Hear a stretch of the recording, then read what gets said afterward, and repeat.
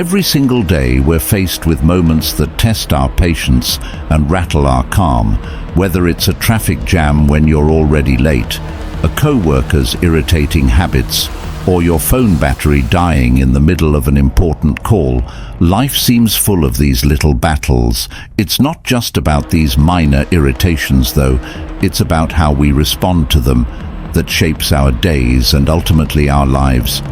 Today we're diving deep into the ancient wisdom of Stoicism, a philosophy that teaches us not just to survive these moments, but to thrive in them. Stoicism provides us with the tools to transform daily frustrations into opportunities for personal growth and inner peace. By the end of this video, you'll not only understand why these principles have influenced some of the world's greatest minds for centuries, but you'll also have practical strategies that you can apply right now today to start living a more resilient and fulfilling life.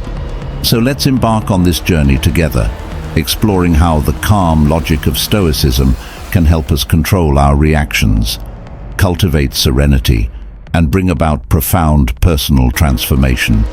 If you appreciate what we're diving into today and want to keep learning together, do me a simple free favor by hitting the subscribe button and make sure you don't skip any part of the video to get the full transformative insights we're about to explore. Let's get started. Lesson 1. Recognizing anger as natural. It's important to remember that everyone feels angry. Sometimes it's part of being human. But here's where Stoicism steps in with its profound wisdom. Stoicism teaches us that while we can't always control what happens to us, we can control how we respond. This is pivotal in transforming our relationship with anger. Think about it when something goes wrong or someone frustrates us. Our first instinct might be to react with anger. But what if instead we paused and considered this reaction? Stoicism encourages us to see these moments as opportunities to practice virtues like patience, understanding, and resilience. By acknowledging anger as a natural emotion, we set the stage for learning how to handle it more effectively. The Stoic philosophers like Epictetus and Marcus Aurelius often discuss the concept of not being swayed by external events, but instead focusing on our internal responses. They believe that our emotions, including anger, come from our judgments about events, not the events themselves. So when we feel angry, it's often because we're placing a particular value or judgment on what's happened. This understanding opens up a powerful opportunity for us. Each time we feel anger rising, we can ask ourselves, what judgment am I making about this situation? Is there another way to view it? This is not about suppressing or denying your anger. It's about understanding it by getting to the root of what triggers our anger. We can start to change our responses. For instance, if you get cut off in traffic and feel the anger bubbling up, recognize this as a chance to examine why you react this way. Is it really the action of the other driver, or is it your belief that your route should be obstacle-free? Moreover, acknowledging anger helps us to empathize with others who might also struggle with their emotions. This empathy can deepen our connections and improve our interactions. It's about compassion, both for ourselves and for others, as we navigate the complexities of human emotions. Lesson number 2. Focus on what you can control. This idea is at the heart of Stoic philosophy and is incredibly liberating once you truly grasp it. Think about it. So much of our frustration and anger stems from situations or people we simply can't change, no matter how much we might want to. The Stoics, like the wise Marcus Aurelius, taught that the real power lies in recognizing the difference between what we can control and what we can't. You control your thoughts, your decisions, and your actions. That's it. Everything else is more or less out of your hands. Other people's actions, the weather, the past, and much of the future. But here's where it gets interesting. By focusing on our own reactions and attitudes, we reclaim a tremendous amount of power. Instead of wasting energy on the uncontrollable, we invested in what we can actually influence. Let's make it practical. Say you're working on a group project and someone isn't pulling their weight. It's easy to get frustrated, right? You might even feel your temper rising, but ask yourself, what part of this situation can I actually control? You can't make your teammate work harder, but you can control how you respond to the challenge. Maybe it's a conversation about expectations, or perhaps it's reallocating work within the group by shifting your focus. Like this, you not only reduce your own stress, but also open up more constructive ways to address the problem. Another aspect of this Stoic principle is accepting that some things are just beyond our control. This acceptance doesn't mean resignation. It means understanding where our power truly lies. It's about not letting external events dictate your peace of mind. For instance, if you're stuck in traffic and you're getting irritated because you're going to be late, pause and think, can I control the traffic? No. But what can I control? Your reaction. Maybe you turn on an audiobook or some calming music, or use the time to think through your day. The beauty of focusing on what you can control is that it gradually builds a stronger, more resilient mindset. Over time, you'll find yourself less shaken by life's ups and downs because you know where your responsibilities lie and where they don't. This isn't about suppressing your feelings, but about channeling your energies more productively. Lesson 3. Practice mindfulness. This is about being fully present in the moment, aware of where we are and what we're doing, without being overly reactive or overwhelmed by what's going on around us. This aligns beautifully with Stoic teachings, which emphasize awareness of our thoughts and actions and maintaining control over our reactions to external circumstances. So, why practice mindfulness? Because it helps us to pause between our experiences and our reactions to them. By becoming more mindful, we can choose responses that align with our values and goals instead of getting swept away by emotions. This is particularly useful when dealing with anger or frustration. For example, when someone says something that upsets you, instead of immediately reacting or snapping back. Mindfulness allows you to take a step back. You notice your emotional surge, but choose to observe it passively without acting on it. Immediately, this space that mindfulness creates is not just calming, it's empowering. It gives you the chance to choose a response that you won't regret later. Let's talk about how to incorporate mindfulness into daily life, because it sounds great in theory, but it's in the practice that the real magic happens. One simple technique is to focus on your breathing when you find yourself feeling anxious or angry. Take a moment to concentrate on deep, slow breaths. This focus pulls your mind away from the triggers of stress or anger and brings you back to what you can control: your breath. Another practical method is what I like to call mindful observation.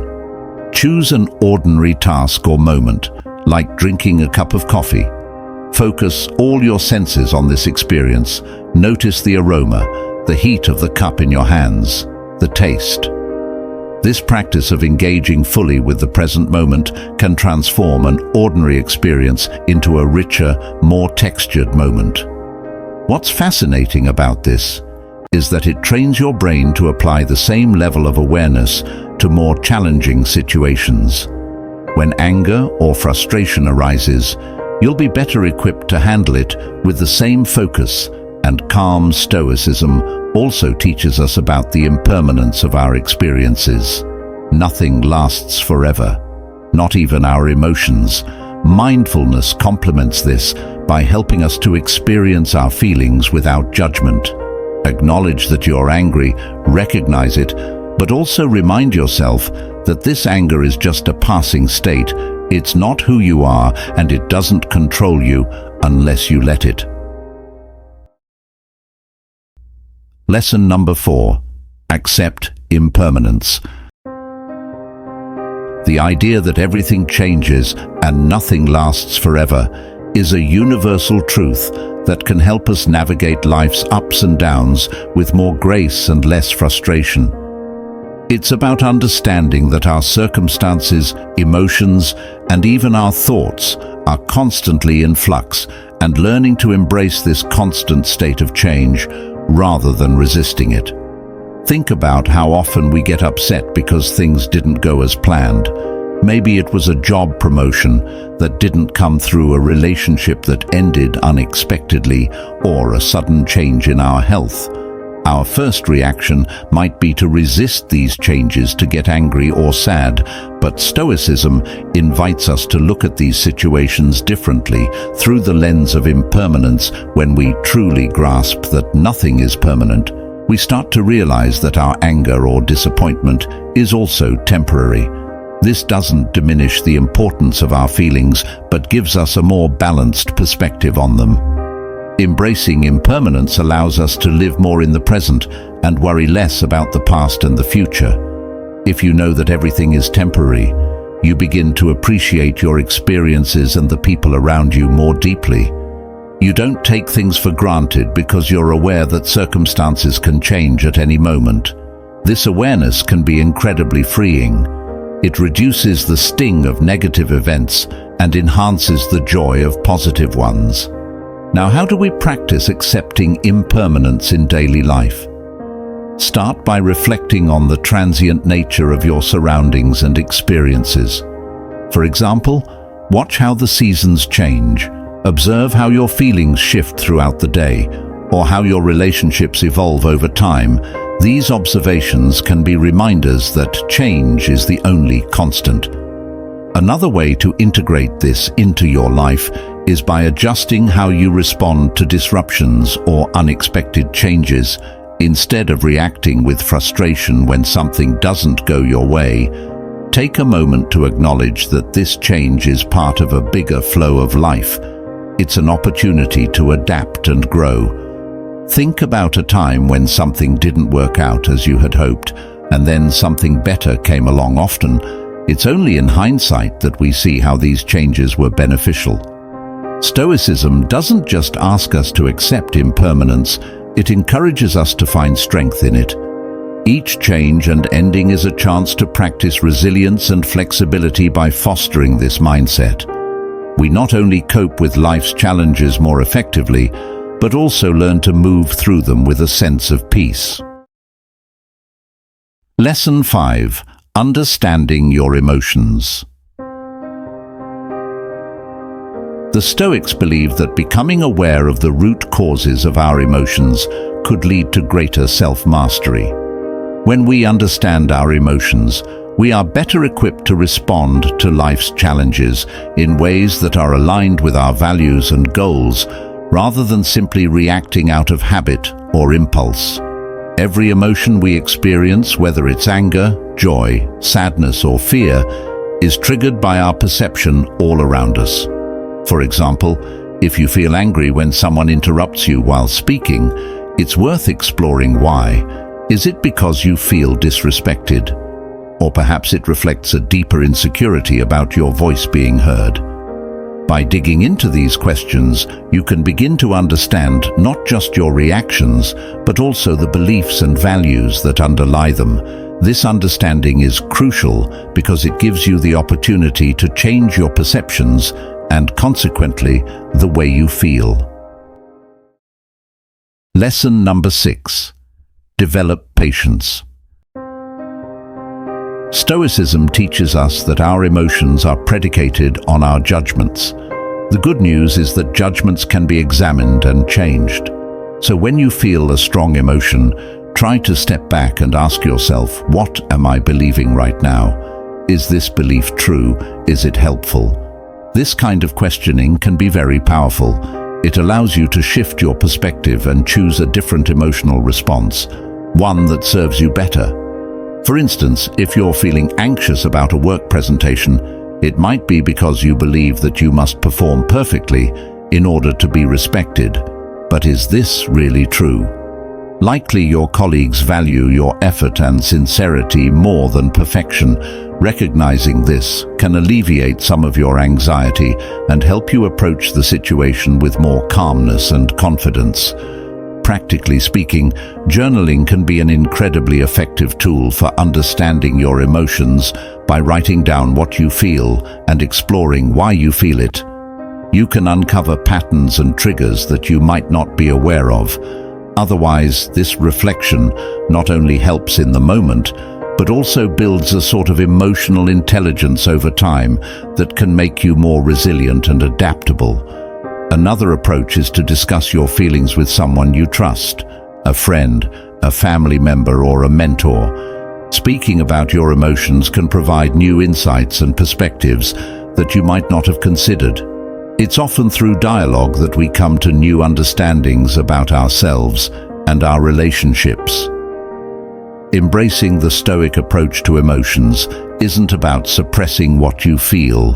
On the contrary, it's about engaging with your emotions in a proactive and reflective way.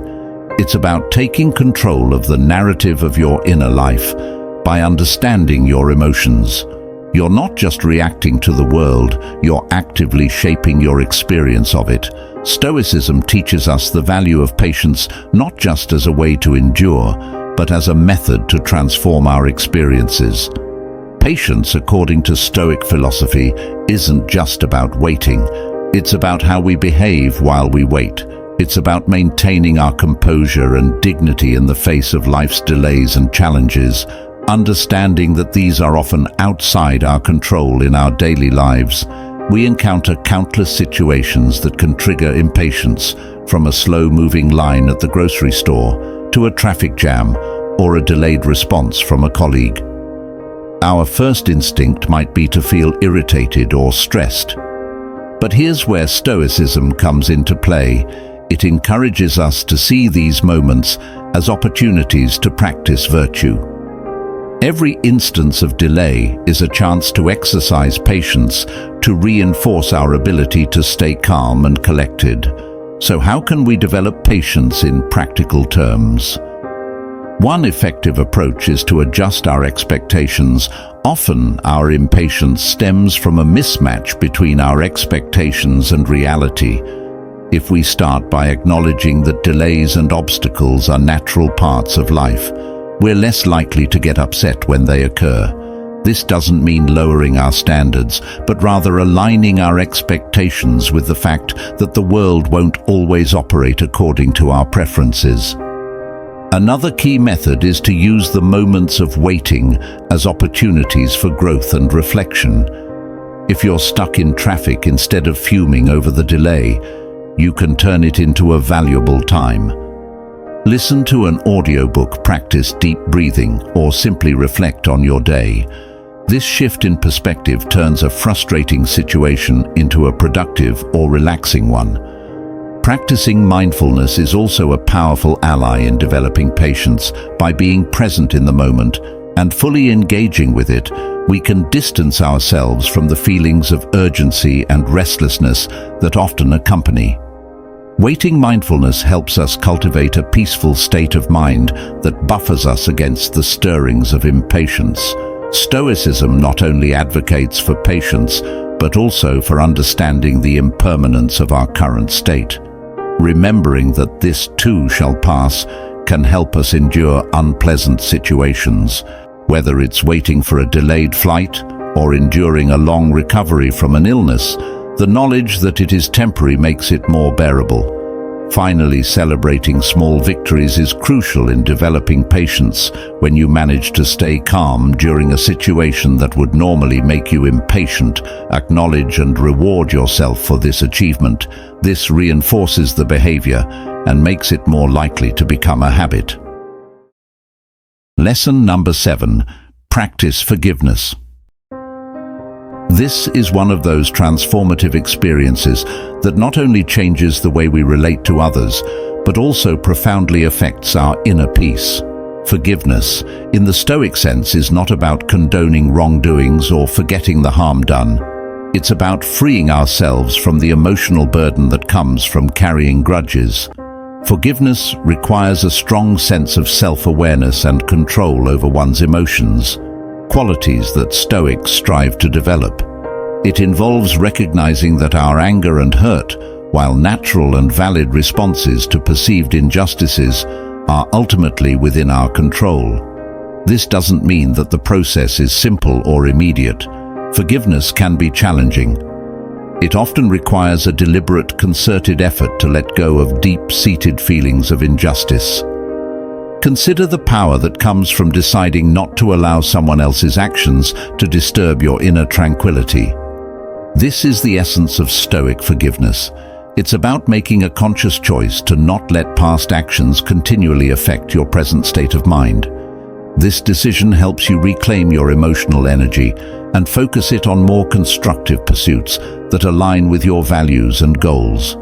Now, how do we start practicing forgiveness in everyday life?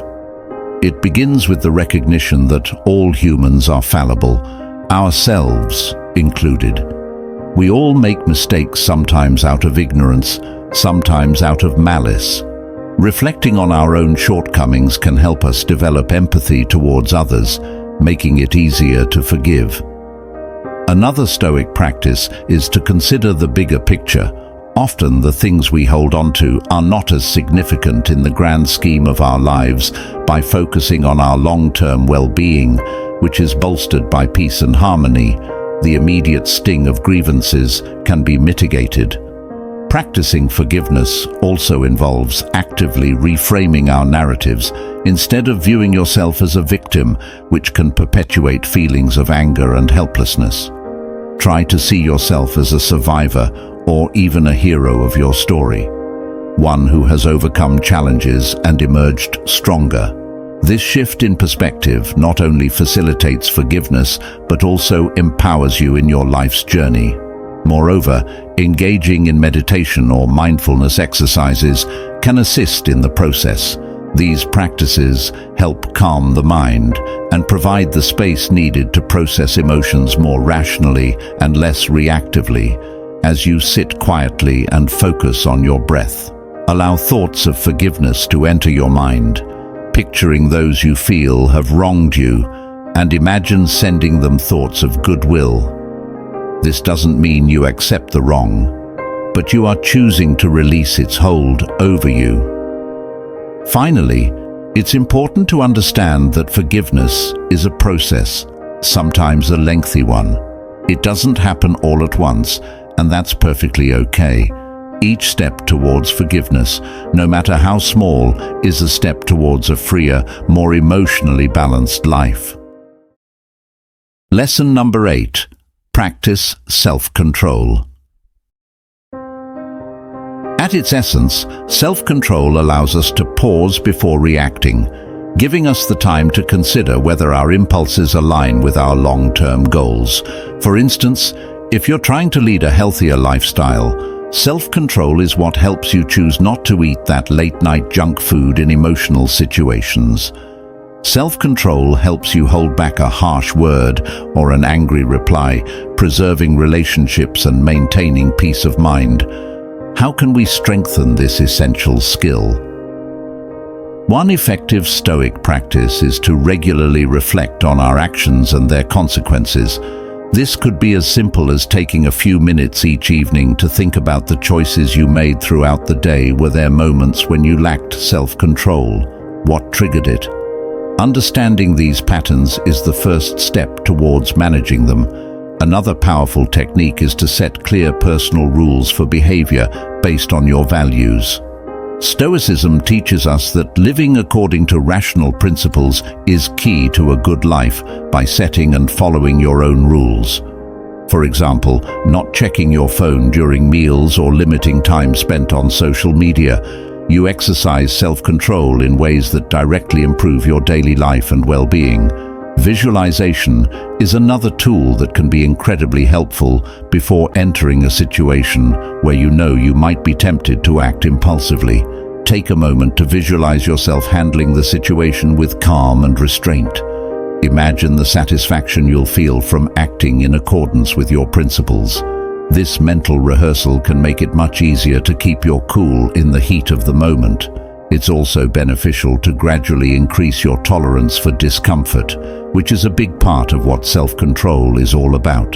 The Stoics believe that by voluntarily exposing ourselves to discomfort, whether it's cold showers, fasting, or resisting urges, we can strengthen our willpower. These practices teach us that we can endure discomfort and that it's often not as bad as we fear.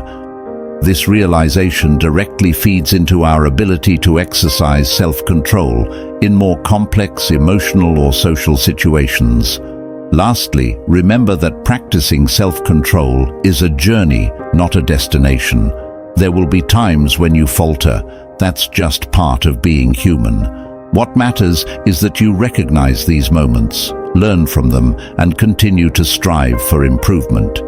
Each act of self-control, no matter how small, is a victory in its own right and a step towards becoming a wiser, more balanced person. Thank you for joining me today at Stoic Strength Quest. Remember, every step towards mastering your emotions is a step towards a more peaceful life. Don't forget to check out one of the suggested videos on your screen to continue your journey in Stoicism together. We're not just learning, we're transforming.